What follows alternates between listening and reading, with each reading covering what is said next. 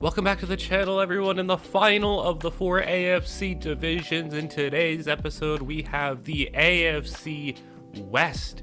And this is a division unlike the AFC South that I am very excited to be talking about because it was full of teams that I think did a pretty nice job, some better than others. But today we will have a lot more positivity to talk about with these 4 teams. And you can see the grading scale on the screen if this is your first time watching one of these. Each of these teams will fall into one of these categories on the left side. I will also be breaking down each and every one of the draft picks that they made, and they will fall into one of the 5 grading categories that I have on the right side of the screen. Gold being an amazing pick, gray all the way down there being a very rare thing to get, a disastrous pick, and then green and red indicate picks that I liked and didn't like, and then white being neutral. And the final thing is that we will have them ranked amongst not just their division, but the rest of the NFL on the graphics as well. But without further ado, let's get into the first team. Coming in at number 4 in the division, in the number 23 overall draft class, it is the reigning Super Bowl champion Kansas City Chiefs, who did a very decent job over draft weekend, as this is, I think, a pretty strong number 4 in the division. It really indicates how well I thought this division did, as we will get higher and higher, and I have some really exciting things to talk about with some of these other teams. But first, let's get the Super Bowl champs out of the way, as with the first pick in their draft, they go with Xavier Worthy. They traded up with the Bills, who a lot of people wanted to knock the Bills for making a trade up with the Chiefs. I don't really think it's that big of a deal on the Bills side of things. And for the Chiefs, it really felt like Xavier Worthy was just gonna be a Chief. It was just one of those things that a lot of people unanimously agreed upon, even though it wasn't really explicitly said that this would be the pick or anything. But it's one of those things that we knew it was going to happen. It happened, and I can't agree more with the decision, as even though Xavier Worthy, at the point in which they drafted him, was not my number 1 receiver on the board at the time, I'm still more than understanding of this pick. A lot of other people I've seen say, well, why you pick Xavier Worthy if you signed Hollywood Brown? Hollywood Brown's not going to be on the team for that long. This really felt like a situation where both Brown and the Chiefs mutually benefited. Brown comes in on a 1-year deal. He gets to raise his stock, have a better season than what he had last year, then leave, get paid somewhere else, because if he puts up 1,000 yards, some team's probably going to stupidly pay him a crazy contract. But then Worthy's gonna fill in the void as, you know, with a more prominent role. But I mean, I still wouldn't be surprised if you see Hollywood and Worthy get prominent roles at the same time, because the idea that Worthy is just a deep threat or just a speedster, I mean, he can do a lot more than Hollywood Brown can do, and I'm more comfortable putting the ball in Worthy's hands. And I think depending on the Rashee Rice situation, whatever kind of repercussions he's going to get, you can have him in the slot with your screens and get the ball in his hands. You're going to have Brown up top. You're going to have, I think, Worthy going to be playing more in the intermediate part of the field, where he's just going to be able to get loose, and his speed's going to be able to get him a lot of separation. I think the receiving core of the Chiefs next year is going to be a good bit more explosive, because you don't have MVS dropping passes left and right, and you're going to have someone who's, I don't think going to be Tyreek Hill, because that's a tall ass, but Tyreek Hill adjacent, in the sense that some of the plays that you maybe had to get rid of or use less, that you can now use with him and Hollywood for at least a year. So I think it's going to be a bit more explosive for the Chiefs next year in the receiving game. But then next up, they have Kingsley Suamataia in the 2nd round, and I do like the pick. This does feel like a very Andy Reid pick, and I think his path to playing time is not going to be that treacherous, because their starting tackles do project to be Jawan Taylor, who's been an absolute just bombing of a signing for them. It hasn't worked out all that well. And then on the left side, they got Wanye Morris over there, and I wouldn't be surprised, even though Suamataia is more of a developmental type piece, if he gets early playing time. I can feel like that maybe wouldn't be optimal, but the tackle play in Kansas City needs to be better.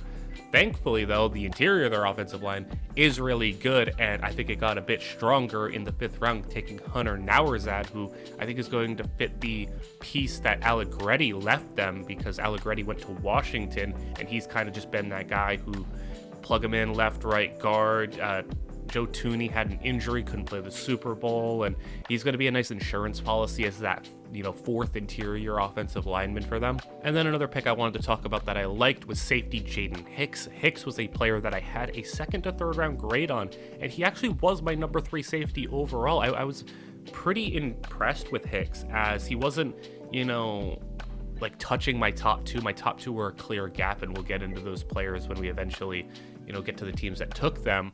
But I thought a tier of his own at number 3 was Jaden Hicks, as I think he can really fill the role that Mike Edwards left for them. So absolutely great value there from them. They go Jared Wiley in the 4th round, just another tight end to add to their collection of tight ends, guys who are just going to get on the field and eat up just snaps and the occasional 3rd down catch. They signed Irv Smith, and they still have Noah Gray, so I would imagine he's just going to be part of the rotation, take the roles of a guy like a Jody Fortson or a Blake Bell. So I wouldn't be surprised if you see him randomly catch a couple of red zone touchdowns this season, but that's about it. And then in the 6th and 7th round, they just fill out some depth with Kamal Hayden and guard CJ Hansen. This team overall, I think, did a solid job in the draft. I mean, they made use of their 7 picks and got a starting receiver, a future starting tackle, a decent backup tight end, a future starting safety, and a really solid backup offensive lineman who has starter potential down the line. I think the Chiefs did a very solid job. Nothing over the top or amazing. It's just a very solid, well-rounded draft from something you'd expect from a good organization like the Chiefs. Coming in at number 3 in the division, but number 8 overall is the Denver Broncos. I talked about how much I love what this division did, and we jump all the way up to 3 of the top 8 drafts in this league, I think, came from this division this year. And I want to start with the Denver Broncos, and obviously the pick that has stirred the most controversy, and that being Bo Nix. Now, I kind of left it as a neutral because me personally, I'm not like a big Bo Nix guy. I don't dislike him. It's just, he's just kind of there for me, but I can acknowledge that this is a team that was potentially rolling into next season with Jarrett Stidham or Zach Wilson as their quarterback, so the need was prevalent. And Bo Nix, for me, he went to a situation that was picture perfect for him.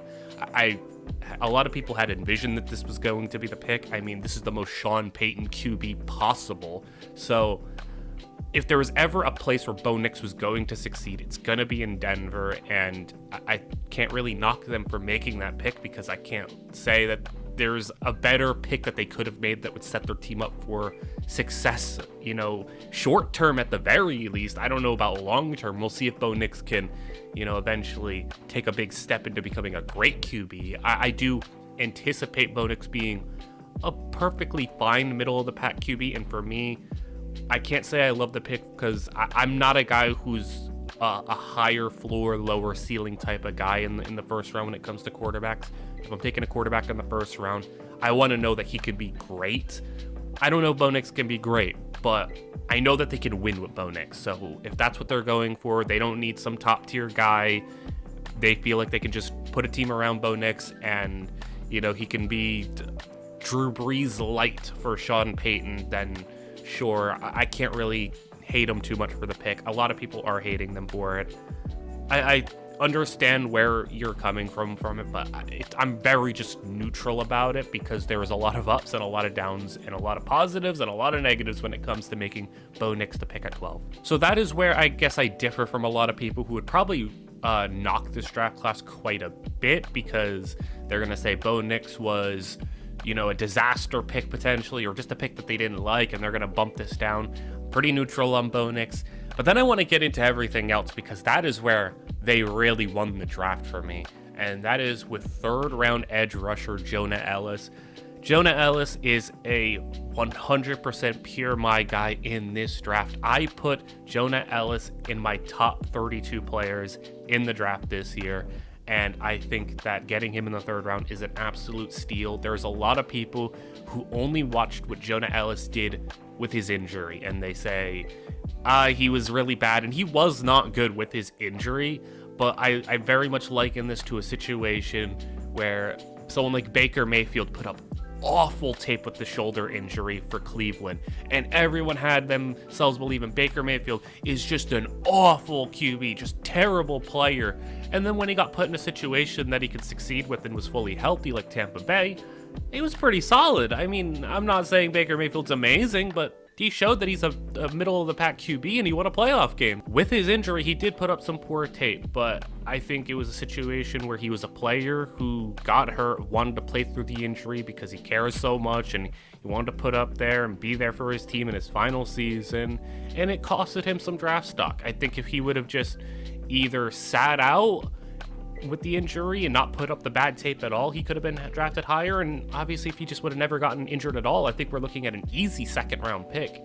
So I think in his situation in Denver too, he's being put in an edge group that has Jonathan Cooper, Nick Benito, and Baron Browning ahead of him.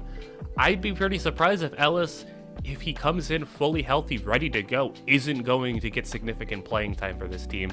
And I think he could be, I wouldn't say like a dominant edge rusher because he doesn't have the gifted physical tools. He didn't come in with some crazy workout numbers, but he could be a very high quality number 2 and maybe even, dare I say, a low end number 1 at the edge rusher spot. And I could be wrong in that, but I just am a really big fan of Jonah Ellis. I was a lot higher on him than I was on a number of other edges in this draft class, and really, he was my number 2 edge overall. I had him ahead of Dallas Turner because I just don't buy Dallas Turner's, potential as a great pass rusher. We'll get into Dallas Turner when we talk about the Vikings, and I have a interesting comp for him, but I really love Jonah Ellis, and I'm going to sit here and say I'm not bothered by the bad tape he put up while in. And then I can go and say they had an awesome day 3 because 2 picks into day 3, they grabbed Troy Franklin out of Oregon, and not only is this a good pick value-wise, it's a good pick just because it's Bo Nix's teammate. It's a really nice fit that Bo Nix is going to be able to play with Franklin. It's going to be nice familiarity with Bo Nix, who the two did have good chemistry when, Bo would run outside the pocket and get into these kind of backyard football scramble drill type plays that he was knocked for at Auburn. He did them a lot less in Oregon, but when he did do them, him and Franklin were on the same page quite a bit in those situations. For me, Troy Franklin was a top 60 player. I didn't really buy first round hype on him, and for me, I thought maybe early second was going to be too rich for him, but 4th round is definitely too low for him. I think he would have been a nice pick in the 3rd round, and I would have accepted him in the late 2nd round, but 4th round, that's too good a value to get him. And he's going to have, I think, again, an opportunity to play, because when you're going to want to have Bo Nix be comfortable, Troy Franklin being on the field will do that for you. Cortland Sutton's going to be the number 1 receiver, but elsewhere, it's a pretty wide open game. They signed Josh Reynolds from the Lions. They have Marvin Mims going into his 2nd year, and Tim Patrick coming off of another season-ending injury. They're going to hope he could stay healthy, but Franklin's going to have an opportunity to rotate in, I think, as the number 3 receiver by the end of the season. I think he'll start off as the number 4, but I think he'll eventually overtake Marvin Mims, and I can't foresee Josh Reynolds playing too good to get Franklin on the sidelines for too long. So I think Franklin's going to be able to really show out as a 4th round pick. And then they go in the 5th round and take a cornerback I really liked in Chris Abrams-Draine, and it's just another good value day 3 pick. I had Abrams-Draine as a 4th round player on my board, and I think he's going into a cornerback room that, again, really needs help. They have Pat Surtain and nobody else. I mean, unless you're a big Damari Mathis fan or Riley Moss or Jaquan McMillan, again, it's another day 3 pick that's like, man, he could really see some early playing time, and it's another, wide open race in that cornerback room for just any spot 2 through 4. So I wouldn't be surprised again if Abrams is, like Troy Franklin, number 3 by the end of the season, and maybe number 4 to start the season. But either one of Franklin or Abrams-Draine, I think, is going to be a quality starter for them this season, and potentially both of them. Then 5th round, you go and get Audric Estime out of Notre Dame, and a lot of people soured on him because of his 40 time. I didn't really. The 40 time was obviously a bit of a knock, but when watching Estime, it's not like he wasn't able to have breakaway runs. He did have long runs in his college career, and he does have better short area, running ability than obviously the long speed, which is more what I value, because majority of runs as a running back are in that 0 to 10 yard range rather than a 40 yard range. So he is going to be in a backfield where I think he's eventually just going to be the Samaje Perine replacement. They have Perine there for now, but I would imagine Estime is going to overtake him, and we'll see if he can develop the receiving skills that Pirine has in his career. But it's, again, a pretty wide open race, and it's something I'm saying a lot with the Broncos. It just feels like with all the roster turnover the Broncos had, everything is wide open for them. Javonte Williams was pretty rough coming off his injury, and usually for running backs and significant injuries, it does take them an extra year. We've seen it with like Saquon Barkley and other players. So maybe Javonte Williams kind of rights the ship and has a really nice year this year. But for carries behind him, it's pretty open. Pirine, Estime, and McLaughlin are the three other running backs, and I think you could see any combination of them, sharing the workload in the backfield. And then in the 7th round, they doubled up and took another shot at a receiver and a center. Now in the center room, they have 4 centers, including him, so it's going to be an uphill battle for him to make the roster. And then at receiver, I already talked about how wide open it is, and I didn't even mention they also have a bunch of just assortment of dudes. They have Philip Dorsett, Lil Jordan Humphrey, and David Sills also in the receiving room. So they have, I believe, I'm counting here, 10, 12 receivers in that area. Obviously, only like 6 or 7 are going to make the team. So these 2 7th round picks very likely might not even make the team, but that doesn't take away from what they did in days 2 and day 3, where I thought they did an awesome job. And then I'm not as low on the Bo Nix pick as other people. I'm not, like I said, I don't love Bo Nix. I don't hate Bo Nix, but I think he can succeed with Sean Payton in Denver. The next class we have is the number 2 in the division, number 5 overall, and that is the Las Vegas Raiders. And I just need to say, man, I think the Raiders are doing it right. I think the Raiders are doing an amazing job. This was an awesome class. And I find it interesting with this division as a whole, like all of the first round picks were like heavily criticized or like confused for some teams. Like, why are you taking Bo Nix that high? Why are you taking a tight end in Brock Bowers? And when you took a tight end in the 2nd round last year, why are you taking Joe Alt when you need a receiver? And we'll get into that later on. But while I didn't anticipate Brock Bowers going to the Raiders when they took him, I was like, I like it, because while I would have anticipated, I had them, potentially going with a guy like Byron Murphy, and I can say that that's probably who I would have picked in the situation, just because me personally, I think the idea of Max Crosby, Christian Wilkinson, Byron Murphy sounds like a lot of fun. I'm not going to fault the team for taking a unanimous top 10 player. I mean, a lot of people had him top 10, top 5. Some even had him as high as 3, right up there with Caleb and Marv. So I don't see why taking him at 13 is such a problem. I know positional value is a thing, but what would you want them to do? Because, yeah, their quarterback situation is bad, but the Raiders, I think, are doing it right in the sense that they're not reaching. They're not trying to force a quarterback into a situation that maybe not the organization isn't fully behind, or this isn't the guy that we want, or we're trying to give up more assets than we should. There was rumors of them trying to trade up for Penix, which thankfully that they didn't do that. But I think this is about as good of a built draft you can have for a team that doesn't have a quarterback, because I can say that when the quarterback they eventually get, whether it's through the draft or free agency, because with the team that they have now, I think they've opened themselves up to not just drafting a QB, but bringing somebody in who is maybe an established star from somewhere else. The quarterback's going to really like what he's getting. And as we start with Brock Bowers, there is so much fun to be had here. And I like this pick because you can line Bowers up in the slot, Mayer in line. There's going to be situations where Brock's in line. You're going to be able to move him around. It doesn't force him to play just a typical traditional tight end when you have him and Michael Mayer. So you're going to be able to have some real versatility there.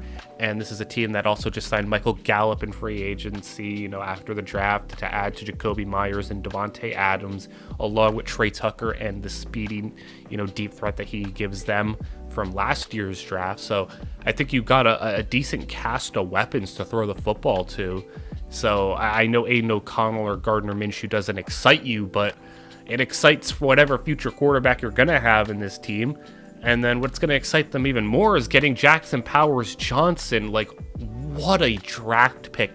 Like, I was seeing a lot of stuff that Powers Johnson, he might fall out the first round. And I was like, man, how does a guy like this fall out the first round? I was anticipating someone making a move either in the late 20s to just take him or someone trading up to go get him. And not only does he fall out the first round, he has to wait till nearly mid-second to get his name called. I had a true first-round grade on him, and I think Jackson Powers Johnson is so deserving of a first-round draft pick, so getting him where they got him is amazing. I know they wanted to keep around Andre James, but this is your future center without a doubt, and I would say maybe they're going to try to play him at guard early on, but this is your future center 100%. And speaking of your future, you got your future tackle potentially in Delmar Glaze in the third round. Now, Glaze is going to, I think, maybe move into guard or tackle on the depth chart I have pulled up. They have him listed at guard, but obviously he was drafted as a tackle.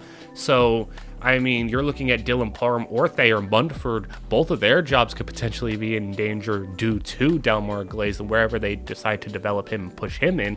But in the third round, I think you got a potential, like, look out for this guy type of offensive lineman. So to say in day 2, I think they got 2 future starters on the offensive line to go alongside Colton Miller. I mean, that's 3 of your 5 linemen right there, solidified potentially for the years to come. So again, whatever quarterback's coming into this situation down the line, I think is going to love what they're coming into. Then the 4th round, I mean, they finally addressed the defense and go to Cameron Richardson, which is a very fine pick in my opinion. But where I want to really talk about is Tommy Eichenberg in the 5th round.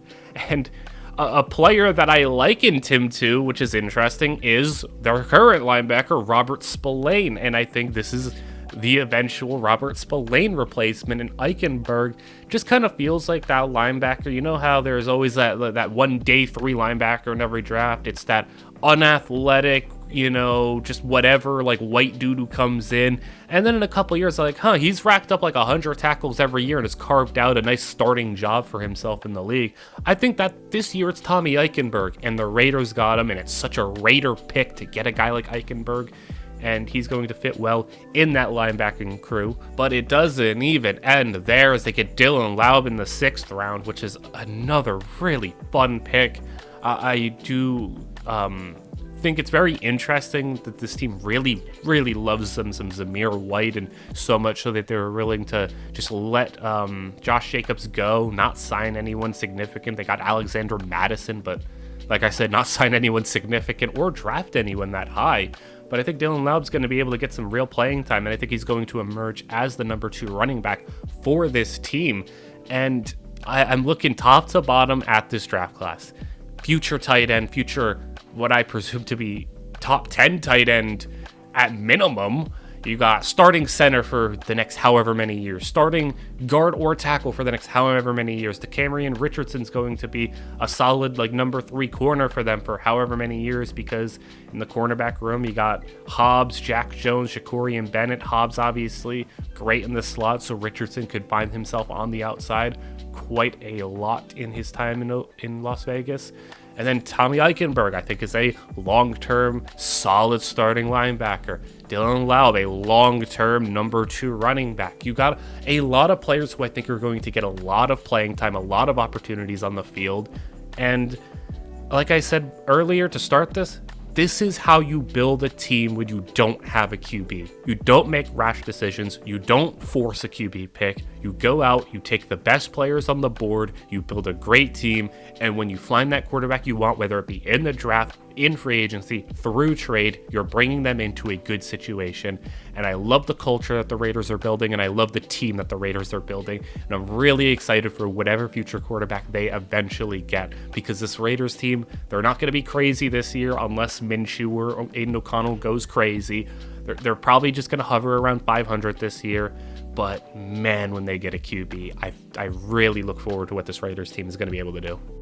I have been waiting to talk about this class. Number 1 in the division, number 2 overall. It is the LA Chargers. And if I had to hand out, maybe not best draft, but favorite draft, this is my favorite draft of the weekend.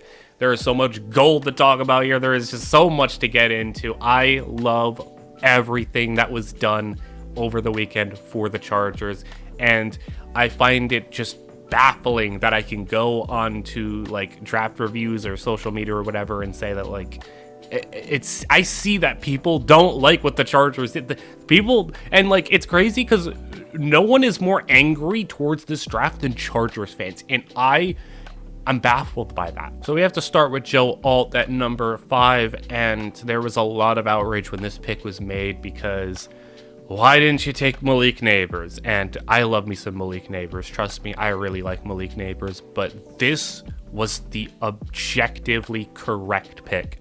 For me, Joe Alt is the best tackle prospect I have seen in about a decade at least.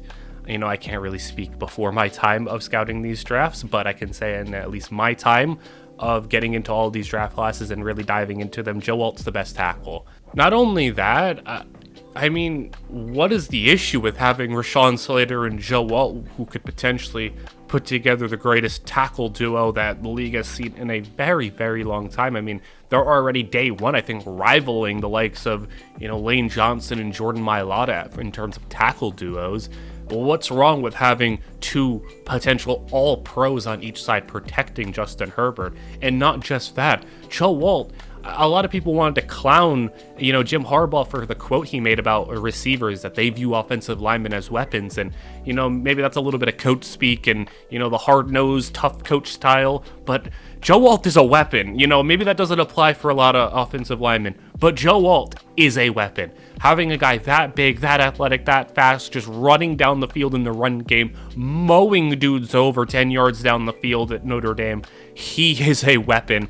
And if I had to go out there and make my like bold claim or prediction for what Joe Alt is, he closest resembles, you know, a guy like Trent Williams for me. A guy who is, in my opinion, one of the greatest left tackles ever, and I think the greatest run blocking left tackle ever.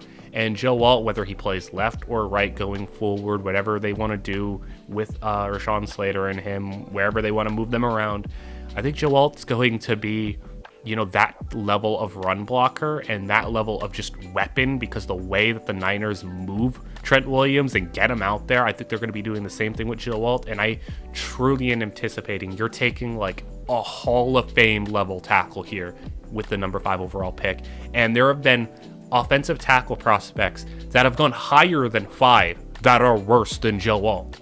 Like we've seen just in the past decade, if it wasn't for the fact that this draft class had like a generational QB, a generational wide receiver, you know, it was a QB heavy draft class to begin with. Joe Alt's like a top 3 pick easy.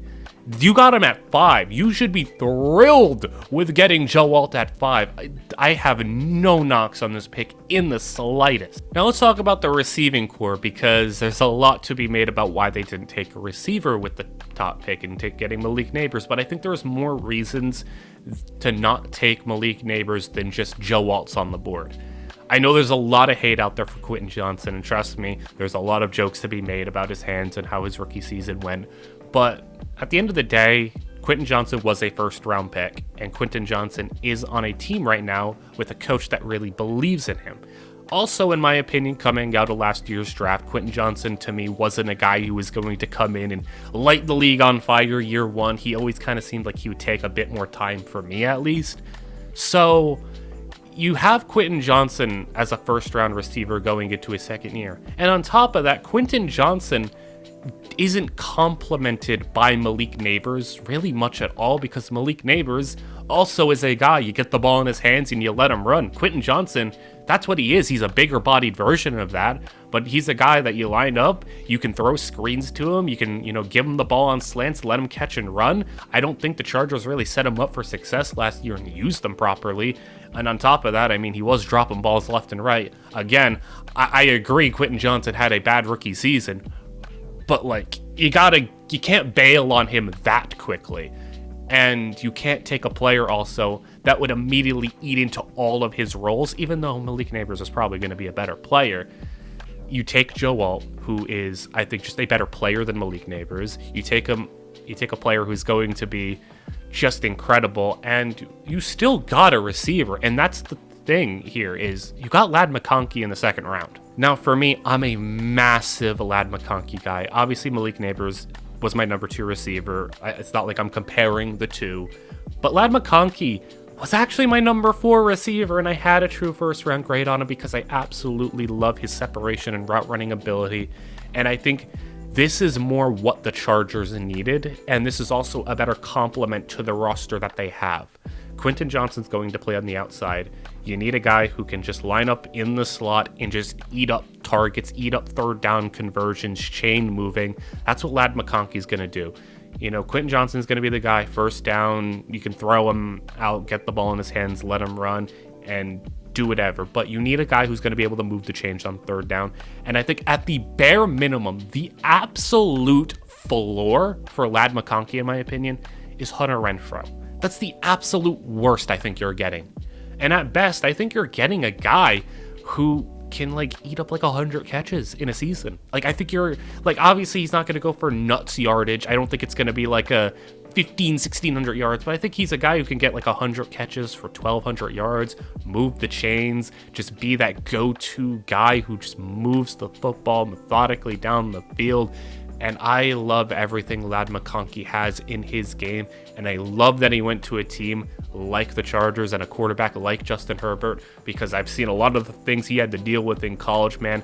His stats were not prolific in college, and you can blame all that on, you know, Georgia being this team that just isn't capable of having a good quarterback at play, you know, because Stetson Bennett and Carson Beck are not very good players. But he's finally going to be able to get to a quarterback who, when he gets the separation, he can put the ball on the money. And Ladd McConkey, I think, is going to thrive in this. And getting him in the second round is awesome for me. I wouldn't have been mad if Ladd McConkey was a first round pick to a team. I would have credited him there. But getting him in the second round is more than good enough for me.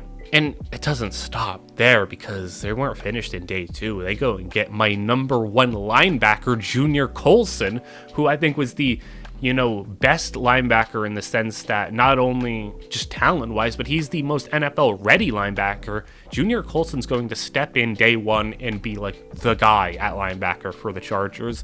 And it also helps, he has connections with Jim Harbaugh. Like, it's not like Jim Harbaugh just took a Michigan guy to take a Michigan guy. He took a good Michigan guy at a position in need where he's going to come in day 1 and captain a defense. That's going to be the ideal situation for Junior Colson, and it's the ideal pick in the 3rd round for Jim Harbaugh and the Chargers. It's a perfect match once again. And then I'm going down the board, 3 straight picks, their first 3 picks, perfect picks in my opinion. And then we get into day 4. I thought, you know, obviously they cooled down a little bit, but getting some depth at the defensive tackle and cornerback positions. Now, I will talk about Cam Hart a little bit. I'm a lot lower on Cam Hart than others. A lot of people, you know, he had become a bit of a darling in the draft process for some, and a lot of people did like him in the like 3rd round area. I was a bit lower on him. He was still a top 20 corner for me, and I do think he's better than Tarheeb Still, who they took ahead of him.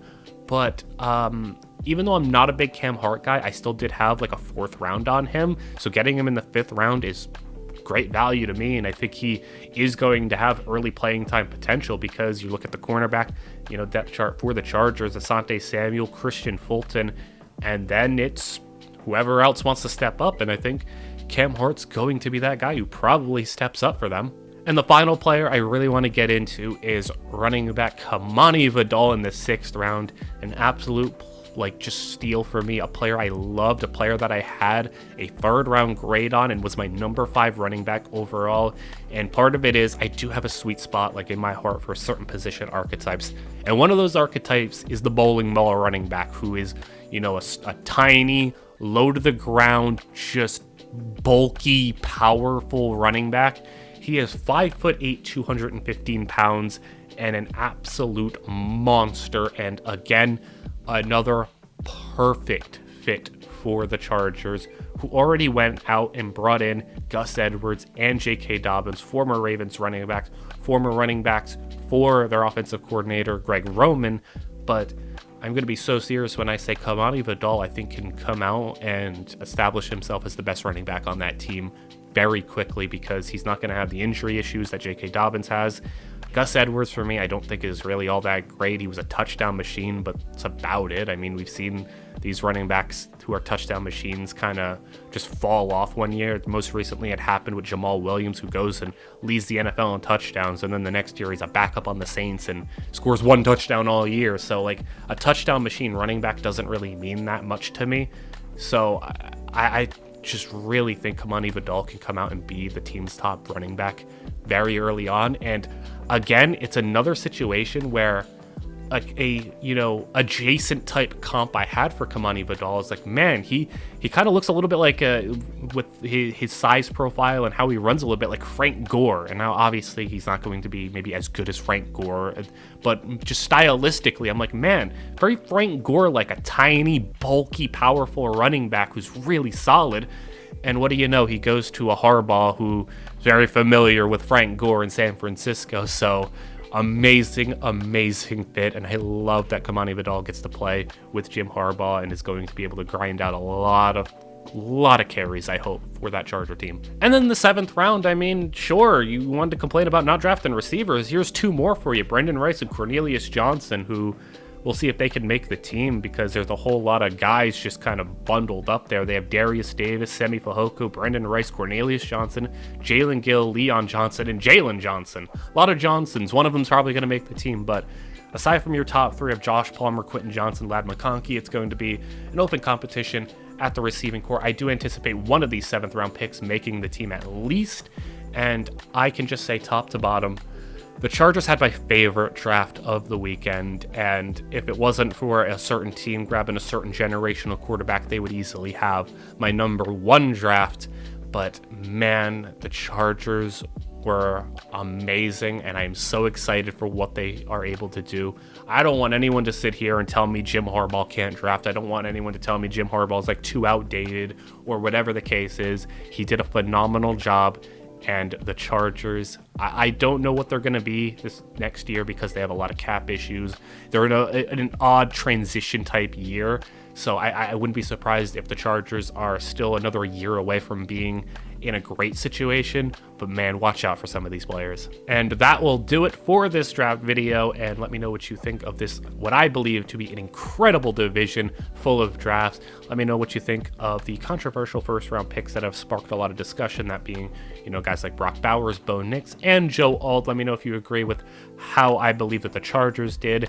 And as that wraps up the AFC for my draft recaps, we will be getting into the NFC tomorrow. So I hope you all enjoyed, and I will see you all in the next one.